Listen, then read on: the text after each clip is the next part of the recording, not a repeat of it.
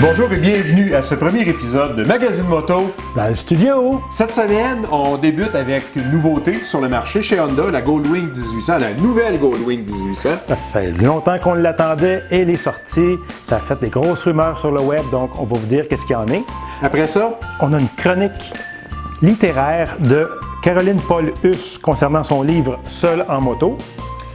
Petit mot sur le GPS, un truc, quand vous cherchez une adresse, il y a des façons plus simples que d'avoir à vous taper avenue de la Rive près de... Non, il y a des trucs plus courts que ça. Même Martin ne savait pas, quand j'y ai montré, il est resté gagatifié. Bouche bée. Finalement, on va essayer d'abattre un vieux mythe, à savoir, est-ce que ça prend vraiment les deux pieds au sol à l'arrêt? La réponse, c'est non. Il y a des techniques pour ça et on va vous en parler. Alors, nous autres, on est prêts. J'espère que vous l'êtes. Tenez-vous bien, on part! Attention, à la rédaction, nouvelle de dernière heure, attention, on change la première page! Pour nos auditeurs, des nouvelles et des nouveautés. Salut Martin! Salut Alain. J'aimerais ça te parler de la nouvelle Goldwing. Effectivement, elle est sortie il y a quelques semaines. Ça a créé un buzz monstre. Ça fait longtemps qu'elle est attendue. À quoi qu'on peut s'attendre? Ben écoute, on est tous les deux propriétaires de Goldwing. La mienne a seulement 170 000 km et des poussières. La mienne est au-dessus de 200 000 kg. Bon, alors on a un petit peu de millage et d'expérience. Donc, aurais-tu changé quelque chose à la tienne, toi, si tu avais le choix, là? Il y aurait une chose ou deux que j'aurais appréciée. Effectivement, Mettons. La vitre électrique, bon, pour avoir essayé de quoi l'année passée, là, la vitre électrique, c'est quelque chose que j'aurais aimé. Un peu plus de nouvelles technologies qui se soient adaptées. Donc, ça, c'est des choses que j'aurais appréciées. Moi, sur la mienne, ce qui est certain, c'est la fourche en avant. Ça fait 2-3 fois qu'elle est reconstruite, puis je ne suis pas encore tout à fait... C'est une des faiblesses du Goldwing actuel. Et par contre, puis il y avait un petit peu plus de technologie dedans aussi. Tu sais, c'est un beau gros bateau qui se conduit comme une motosport souvent. Mais là, bon, tout le monde est Bluetooth, elle ne parle pas Bluetooth, tout le monde est USB la musique, la mienne, elle ne parle pas USB pour la musique. Donc, il y aurait place à l'amélioration. Elle pourrait être modernisée, mettons. Et voilà. Bon. Alors, de ce que tu en as vu à date, y a-tu des choses qui t'ont comme satisfait en disant « Yes! » C'est sûr, la vitre électrique, c'est tellement agréable, plaisant. Tu vas plus vite, tu ralentis, tu montes la vitre, tu diminues la hauteur de la vitre. Il y a de la pluie, tu te couvres un peu plus, couvres un peu moins. C'est vraiment quelque chose. Pour une touring digne de ce nom, ça prend une vitre électrique et ils sont rendus là. Ça fait même longtemps qu'on l'attend sur la Goldwing. Puis en même temps, le carénage a été un petit peu affiné. Alors, elle a l'air un petit peu moins massive, mais il semble que la protection au vent est aussi bonne. On le verra quand on pourra l'essayer. Parmi les autres nouveautés, écoute, il y a maintenant 2 transmissions différentes dans la nouvelle Goldwing. La première, disons la transmission de base, c'est une transmission manuelle, normale, régulière, avec maintenant 6 vitesses, plutôt que les 5. C'est un des commentaires que les propriétaires de Goldwing faisaient souvent. Quand on fait les autoroutes, surtout à vitesse élevée du côté américain, par exemple, le moteur vire un petit peu vite quand on est à vitesse d'autoroute. Alors, donc, premier choix, 6 vitesses. On peut donc s'attendre probablement à une meilleure autonomie ou à une diminution du régime moteur à une vitesse d'autoroute donnée. Et plus économique. Ben, c'est ce que Honda prétend. Bien hâte de l'essayer. Le deuxième choix de transmission, c'est une DCT, un Dual Clutch Transmission. Donc, une transmission, on dit automatique, c'est pas vraiment automatique. Elle fonctionne de façon automatique. C'est en fait une transmission manuelle qui est commandée par un ensemble d'automatismes, un peu comme l'Africa Twin que j'ai eu le plaisir d'essayer cet été. Et s'il y a des sceptiques, ça prend exactement 3 minutes s'habituer. Après ça, ça marche très bien. Le mode manuel demeure. Donc, même quand on est en mode automatique, tu peux toujours changer de rapport à volonté. C'est accompagné de différents modes de gestion de la transmission. Et comme elle est maintenant un throttle by wire, donc il n'y a plus de fil mécanique entre le contrôle des gaz et la gestion du moteur, bien, il y a aussi des modes gestion du moteur. Donc, rain, route, peut-être sport. Sur un Goldwing! On le verra à l'usage. Et la nouvelle Goldwing, elle est maintenant offerte en 2 versions. Donc, il y a une version base qu'on appellera maintenant le Goldwing, tout court. C'est ce qu'on connaissait comme étant le F6B. Il n'y a pas de coffre arrière, puis il y a 2-3 gugus qui ne sont pas là. Un peu moins. Et il y a la version Goldwing Tour, qui est le Goldwing classique. Que l'on connaît, là. Absolument, avec le coffre, les haut-parleurs arrière, puis tout le kit.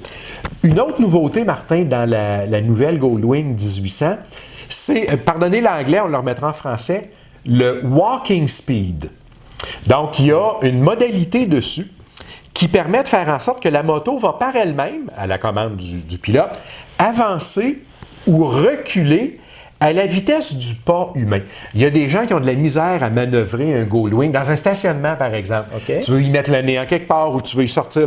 Bon, il y avait déjà le reculant sur les Goldwing plus récents, là, ça remonte au vieux. Mais alors, il y a maintenant aussi exactement un mode avance pour la mettre à la bonne place. J'imagine que ça fera le bonheur de certains pilotes, éventuellement. Y a-t-il d'autres choses qui, pour toi, t'apparaissent, Martin, à être des plus dans la nouvelle? Parce qu'on va s'en aller d'un petit moins après.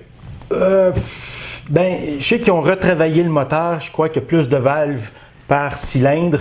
Donc, tout ça, j'ai hâte de voir s'il y a vraiment une différence. Bon, on garde en tête que tout ça est pour l'adapter aux nouvelles normes Euro 4, ce qui a amené la révision du moteur. Alors, effectivement, il y a maintenant 4 valves par cylindre. Il y en avait 2 avant. Donc, on peut s'attendre à une meilleure efficacité. Moi, je pense qu'en termes de bonus ou de ce qui est amélioré, je crois que ça va répondre à beaucoup de bonheur de bien des gens. Encore est-il, il faut l'essayer. Hey, j'ai hâte. Puis dans les petits moins, Martin, bon, de ce qu'on a pu voir, il y a le GPS qui me semble un peu problématique dans le sens où les cartes sont renouvelées pour les 10 prochaines années, puis après ça, on ne sait pas trop. Moi, ça fait plus de 12 ans que j'ai ma Goldwing, donc oui, c'est des choses qui arrivent d'avoir une moto de plus de 10 ans. Moi, je trouve que c'est une amélioration, même s'il y a une limite et une contrainte. La mienne, j'ai le GPS intégré, c'est un 2008. Mes cartes, donc, datent de 2007. Ça fait 10 ans et plus que j'ai le même fond de carte. En fait, je ne peux pas les mettre à jour sur le mien. Mais effectivement, c'est une contrainte, à tout le moins, que pendant les 10 premières années, les mises à jour de cartes sont incluses. Après ça, la Terre redevient plate. Et voilà. On repart. Puis, à mon point de vue, moi, de ce qu'on a vu, encore là, on n'a pas tâté, là, mais de ce qu'on en a vu, le volume total de bagages a été diminué un peu. Les valises latérales ont repris une forme, vue de l'extérieur, qui se rapproche un peu de celle des vieilles 1500. C'est comme plus carré un peu, ça annonce plus logeable. Par contre, des images qu'on a vues toujours, quand elles sont ouvertes, il y a un paquet d'intrusions puis de trucs là-dedans qui font que elle loge moins. Et en plus, au final, le coffre arrière est plus petit qu'il ne l'était. On comprend que ça va avec la ligne un peu plus affinée. D'un autre côté, moi, le mien, souvent, il est sur le bord de déborder. Fait que, quant à moi, c'est peut-être pas un plus, mettons, que le volume total de bagages a diminué un peu. Surtout que, on sait qu'une Goldwing, on part longtemps, on part loin, donc ça prend du volume de bagages. Je crois que la meilleure façon de se faire une bonne idée, ça va être à l'essai. Et puis on a hâte à part ça. À la première opportunité, on va partir avec, on va faire du reportage comme on vous le fait habituellement. Sur ce, Martin, pour la Goldwing 1800, jusqu'à ce qu'on le laissait, salut bien, au plaisir. Et voici venu le moment de la capsule chronique littéraire. J'aimerais ça que tu me parles du livre un peu. Oui, tout à fait. Bon, l'idée du livre, c'est, tu te souviens, là, 3-4 semaines, tu as envoyé sur la page Facebook de Magazine Moto un appel à qu'est-ce que vous lisez pendant l'hiver? Durant l'hiver. Fait que, il y a certaines personnes qui nous suivent. À un moment donné, il y a Caroline qui envoie un message et dit, moi, j'ai publié un livre qui s'appelle Quand l'intuition te guide, seul en moto. Et elle dit qu'elle traverse le Canada et va en Australie. Moi, ça m'interpelle. J'ai déjà été en Australie, j'ai écrit un article là-dessus. Et puis, je voulais savoir, déjà, il faut être culotté un peu de partir tout seul, traverser le Canada, aller en Australie, être une femme. Malgré toutes les appréhensions que tout le monde lui a servi. C'est dangereux, tu vas te faire peur, tu vas voir ci, tu vas voir ça, tu vas pas ci, tu vas pas ça. C'est le pays le plus dangereux, les bébites, on y a passé. Donc, ça m'interpellait. Fait que je prends un petit message privé avec Caroline. Salut Caroline, je me présente. Et puis, je lui demande est-ce que je peux acheter son livre. Elle me dit, quelques librairies, ça arrive sud de Montréal. OK, je suis à Québec, donc je dis, j'ai affaire à Montréal, est-ce qu'on peut se rencontrer? Elle me dit oui. Donc, on se donne rendez-vous, prend un café, discute du livre, placote. Femme charmante, allumée, dynamique, poussée par, comment je peux dire, elle encourage les gens à réaliser leur rêve, peu importe que ce soit en moto ou peu importe. Donc, va de l'avant là-dessus, laisse tomber les gens qui te disent non, les rabat-joie, les éteignoirs. Go, fais ce que tu as à faire. Donc, on peut dire d'emblée, c'est une lecture inspirante. Oui, tout à fait, et ça se lit comme du gros bonbon. J'ai commencé à le lire. Évidemment, j'ai acheté un livre, et comme Noël s'en vient, j'en ai racheté 2 de plus. Donc, voici ton édition à toi, dédicacée à ton nom. Ben voyons donc, C'est fin donc- comme tout. C'est donc ta copie. Merci beaucoup. Ça fait plaisir, Alain. J'ai donc commencé à lire, je me suis dit, me regarder vite de quoi ça parle. Tu prends une page, 2 pages, 10 pages. Je suis rendu à moitié. Donc, c'est intéressant, c'est inspirant. Elle compte plein de choses comme, bon, elle a visité un site de l'UNESCO, les gens qu'elle rencontre, la température, la bouffe. Donc, on voyage avec elle, tout simplement. Et puis, il y a des annotations littéraires ou ce qu'elle pense, ses réflexions plus personnelles. Donc, on Et- fait le voyage avec elle. Tout à fait, elle nous emmène, c'est un road trip, on part avec elle, puis c'est vraiment intéressant. Je reconnais plein de choses que moi aussi j'ai vécu en Australie, que, ben oui, ça se passe de même là-bas, ben oui, on mange du kangourou, puis ça. On conduit à gauche, un rond-point à gauche, comment ça se passe. Donc, j'adore le livre, ça se lit bien. On le sent, en fait, c'est le fun. Ça glisse tout seul, j'ai hâte de faire une coupe de pages le soir. Fait que, c'est ça. Oui, je te remercie beaucoup de ton exemplaire. Donc, lecture recommandée. Quand l'intuition te guide, Seul en moto, par Caroline Paul Huss. Qui sera avec nous? Exact, au Salon de la moto à Québec. Là, pour ceux qui vont écouter la capsule, elle ne le sait pas au moment où on se parle. Alors, tout à l'heure, ce qu'on fait, Martin, sais-tu, je te suggère quelque chose? On appelle Caroline. Comme ça. Comme ça, envoie sur le piton. On l'appelle, puis on lui dit qu'on aime son livre, puis qu'on l'invite au Salon de la moto. Go! C'est parti. Pèse sur le piton.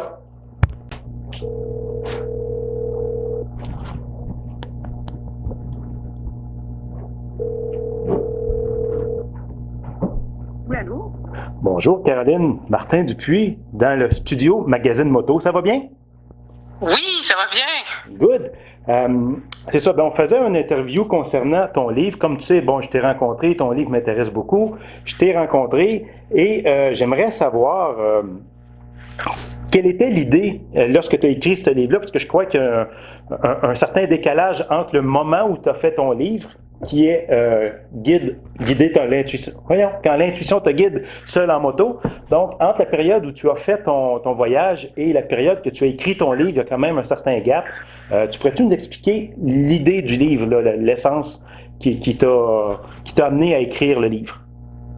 Ah, ben oui. En résumé, c'est que avec 20 ans de recul, ben, je peux vraiment confirmer qu'on regrette jamais de se laisser guider par notre intuition, mais qu'on peut au contraire regretter amèrement d'écouter les peurs ou les désirs des autres. Alors moi, mon livre, en fait, c'est vraiment dans le but d'encourager les gens à suivre leur inspiration à eux, puis de pas se laisser influencer par les autres qui sont parfois éteignoirs. Puis c'est vraiment, en gros, c'est ça, parce que je trouve ça important. Puis récemment, il y a justement une jeune femme, une jeune motocycliste, qui a lu mon livre, puis qui est partie en Australie vendredi, le 24 novembre. Et pour moi, c'était, Martin, comme une récompense pour toutes les heures que j'ai consacrées à écrire, à publier. Puis, en fait, au départ, le voyage, je l'ai fait pour moi, mais je réalise qu'en l'écrivant et en le partageant, il permet à d'autres d'avoir l'audace de croire en eux et de réaliser leurs rêves, qui peu importe, hein, c'est pas nécessairement de faire un voyage en moto, c'est pas nécessairement de publier non plus, mais peu importe c'est quoi, ben moi je leur dis faites-le. C'est Passe ça, à l'action. Envoie, passe à l'action. exactement, oui, peu importe c'est quoi, tu sais, il y en a, c'est ça, comme on dit, il n'y a pas de saut métier, ben en fait, je dirais qu'il n'y a pas de saut projet non plus, ou rêve, ou, tu sais, c'est ça. Et Je pense que... ton bouquin, Caroline, il raconte en fait 2 voyages. Oui, Le premier qui est transcanadien. c'est effectivement ma traversée du Canada, mais qui vraiment précède tout de suite mon vol en avion vers l'Australie. Donc, on peut dire 2 voyages, mais en fait, chronologiquement, ça se suivait. C'est une grande aventure dans laquelle il y a 2 segments séparés par un voyage en avion. Exactement, oui. Bon, écoute, je te remercie avant qu'on arrive au couvert du revers. Mais écoute, Caroline, j'ai vu une autre entrevue que tu as faite avec Pascal Fournier. Bon, Oui, beaucoup plus humoristique. Ouais, Pascal, il m'écoeure. C'est pas vrai, j'aime beaucoup ce qu'il fait. Mais Ok. Pascal, il fait des choses un peu flattées, là, puis c'est parfait. Il y a une belle scénographie, il y a un beau montage, et je trouve Oui. qu'il est très chanceux d'avoir pu passer un moment en studio avec toi. Oh, t'es gentil. Mais ma revanche, Pascal, retiens-la, ma revanche, ça va être le salon de la moto bientôt, au mois de février, et j'aimerais beaucoup t'inviter avec nous dans notre kiosque. Oui, oui, oui. Ah oui, ça me ferait beaucoup plaisir, oui, d'être là. Excellent. Bon, ben, en marge des aventures intéressantes, et c'est une lecture qui est inspirante, Caroline. C'est une lecture qui est inspirante. Ben, sachez que Caroline Paul-Huss va être avec nous dans notre kiosque au Salon de la Moto, février 2018, le samedi et le dimanche, en principe.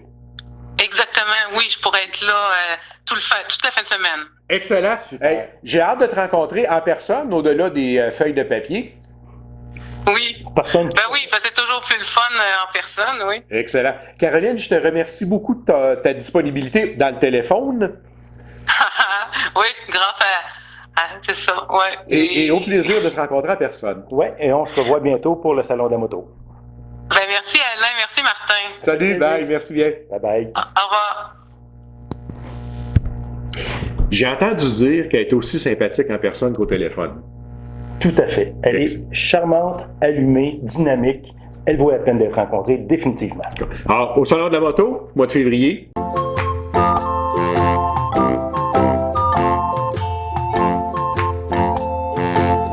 On déboulonne les colonnes des vieux mythes et on apprend les bonnes manières.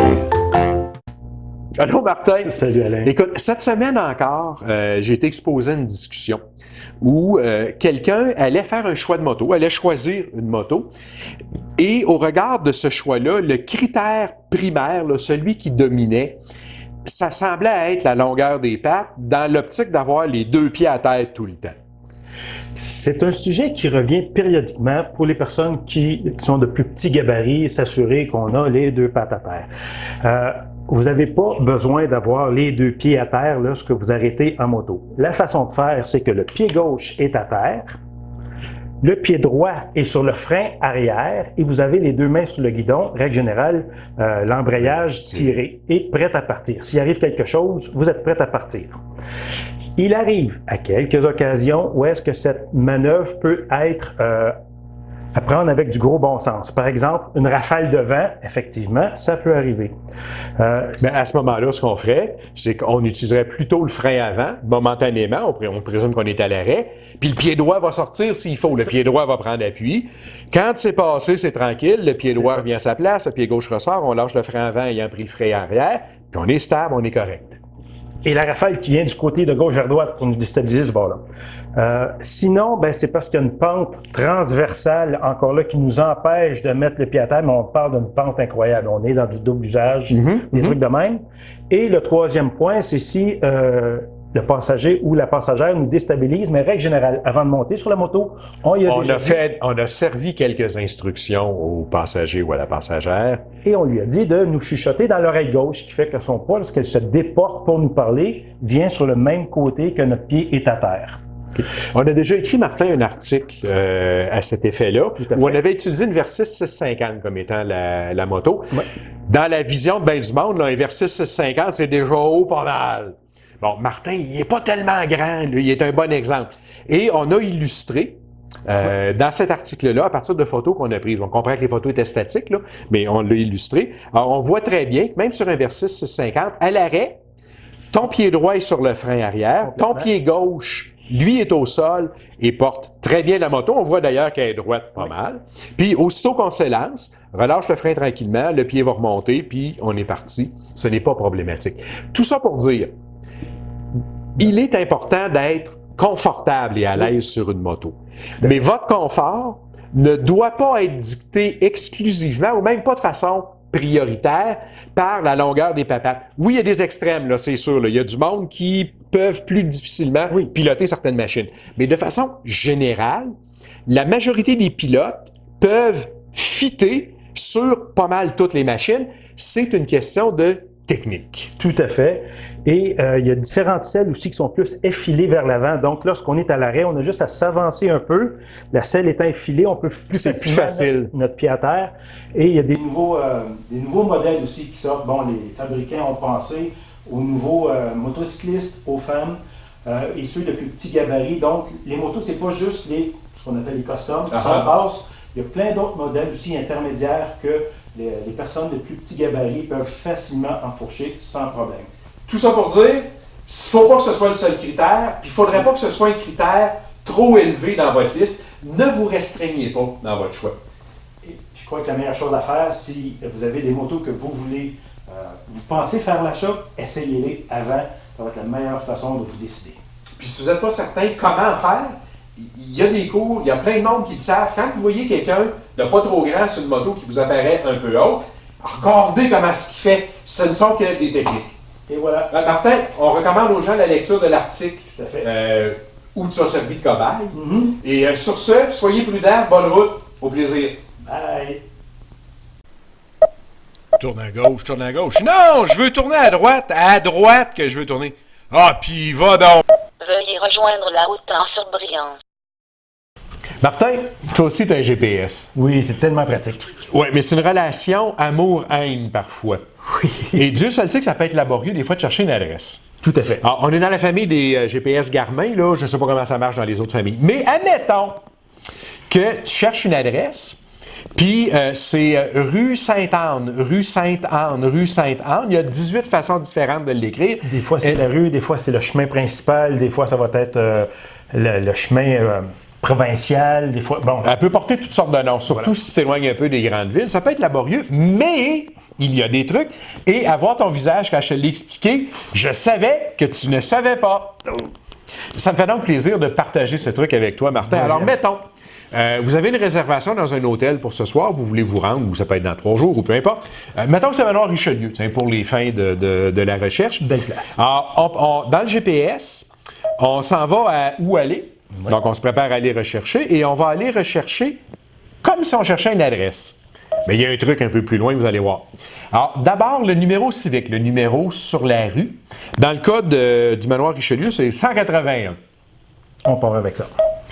Et là, au lieu de taper rue Richelieu, La Malbaie, Alouette, on va dire juste 181. Et là, si tu regardes bien, ça dit saisir le nom de rue ou code postal. C'est fin comme tout. Quand j'ai fait ma réservation, je l'ai imprimé, j'ai le code postal dessus. On sait que c'est le G5A 1X7. Ou à la limite, on peut même le chercher sur notre téléphone par exemple, pour copier-coller, bing bang. C'est parti. Alors, je m'en vais donc G5A.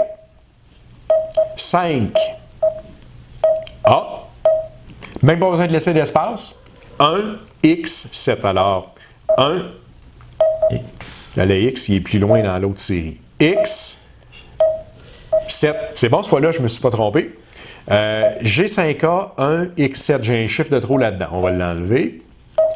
G5A 1 X 7. C'est pas le problème du GPS, ça, c'est mes pouces à moi. Donc, je n'ai tapé que le numéro civique, 181. Et ensuite, plutôt que de me farcir la rue, la ville, Alouette, j'ai saisi le code postal. On y va. Rue Richelieu, Road. Regarde ce que le GPS te présente. En fonction de ce qu'on a tapé, il dit « Hey, c'est le 181 rue Richelieu. » C'est entre autres à 113 km d'ici, à vol d'oiseau. Quand on va pitonner la route, ça va être un petit peu plus long que ça. Alors, j'ai le choix des itinéraires ou encore je peux directement y aller. C'est ce que nous allons faire. Et comme j'ai un itinéraire actif, il m'offre de l'ajouter à l'itinéraire actif. C'est parti. Et à partir de là, il va recalculer l'itinéraire, vous mener à bon port. Donc, plutôt que d'avoir à saisir le nom de la rue, la ville, le village, le bureau de poste, le ci, le ça, numéro civique, suivi du code postal dans la saisie suivante. Et voilà, le tour est joué, on est parti. C'est pas simple, ça, Martin? On va se rendre encore plus rapidement. Bien, on va pouvoir faire des sessions de relations de couple avec son GPS. Celle-là, je te la laisse. OK, salut! Salut! Bye! Veuillez rejoindre la haute en surbrillance. Alors, voici ce qui complète le premier épisode. Alain, Goldwyn 2018? Absolument exceptionnel. J'ai quelques réserves, j'ai hâte de l'essayer. OK. Et tu m'as laissé une lecture heureuse et agréable. Donc, Seul à moto de Caroline Paul Huss. J'ai hâte de le lire. J'ai hâte de rencontrer Caroline avec nous au Salon de la moto aussi. Tout à fait, oui. Et moi, je vais aller mettre en pratique ton truc pour découvrir, pour faire mes tracés que je vais préparer durant l'hiver. Plus facile de trouver une adresse. Pour la prochaine saison. Et Deux pattes à terre ou pas, ben moi je dis que c'est pas nécessaire.